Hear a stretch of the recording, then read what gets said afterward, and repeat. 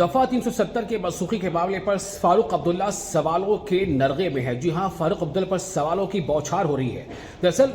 را کے پورو جو چیف ہیں اے ایس دولت، انہوں نے جو اپنی کتاب لکھی ہے، اس کتاب کا نام ہے the chief minister and the spy. اس کتاب میں انہوں نے کچھ ایسی نکات کا ذکر کیا ہے، کچھ ایسی باتوں کا ذکر کیا ہے جس سے فاروق عبداللہ پر لگاتار کئی سوال کھڑے ہو رہے ہیں۔ ان کی کتاب کا حوالہ جو ہے اس میں جو باتیں درج ہیں اس سے یہ ظاہر ہو رہا ہے کہیں نہ کہیں کہ کیا، یعنی ایک سوال پیدا ہو رہا ہے کہ کیا فاروق عبداللہ یا عمر عبداللہ کی جو ملاقات ہوئی تھی، خفیہ میٹنگ ہوئی تھی، یہ کہا جا رہا ہے، ایسا الزام ہے کہ خفیہ میٹنگ ہوئی تھی۔ انہوں نے ذکر کیا ہے کہ فاروق عبداللہ اور عمر عبداللہ کی وزیر اعظم سے ملاقات ہوئی تھی 370 کے نرستیکرن سے پہلے، یعنی اس کی منسوخی سے پہلے۔ تو سوال یہ پیدا ہو رہا ہے کہ کیا فاروق عبداللہ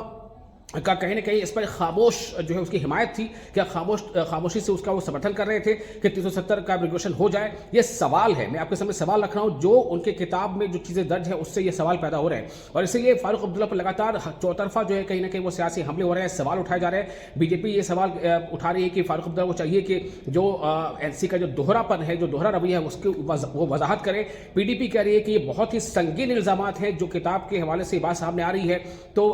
فاروق عبداللہ چاہیے کہ وہ اس کی وضاحت کریں۔ وہیں جے کے پی سی